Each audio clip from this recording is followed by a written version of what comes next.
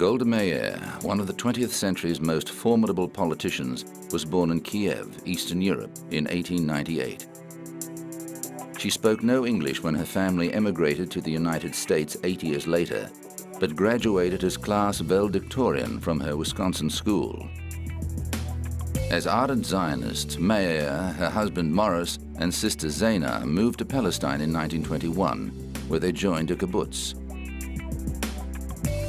The time she spent there, working the fields, planting fruit trees, and tending animals, was amongst the happiest in her life.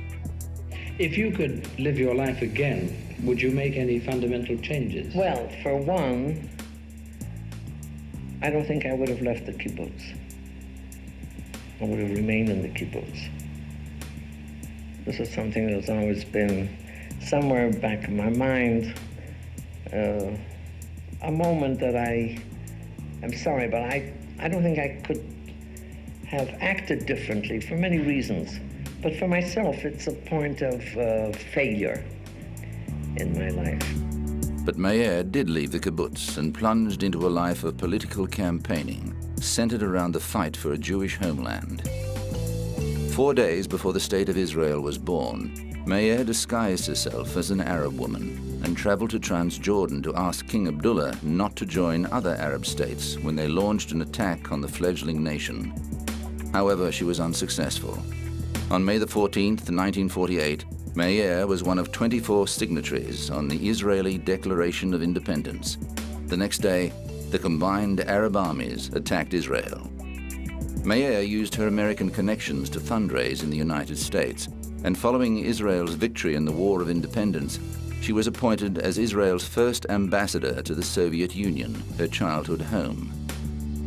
In 1949, Meir was elected to Israel's parliament as a member of the left-leaning Mapai party, serving as Minister of Labor and Foreign Minister.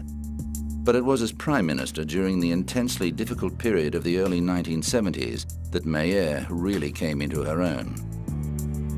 Meir retired from the Foreign Ministry due to ill health in 1966, but soon returned to support Prime Minister Levi Eshkol. Following his death in office in 1969, Meir was elected party leader and became Prime Minister of Israel. It was an uncertain time for the Jewish state.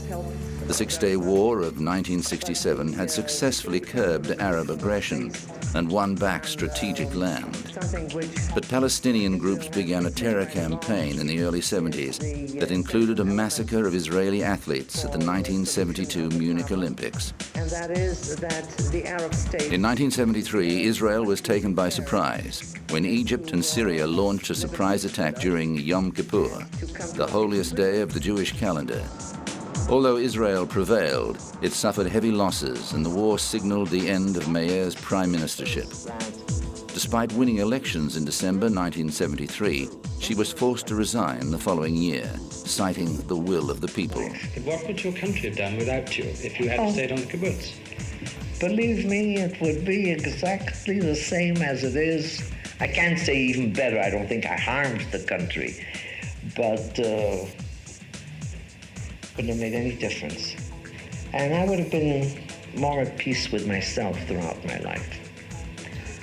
But that's gone. Meir died 4 years after leaving office, leaving the legacy of a life lived for her country. She never desired power for its own sake and saw Israel through its troubled birth to its maturity as a liberal democracy. Meir is beloved for her contribution to turning a dream into a reality.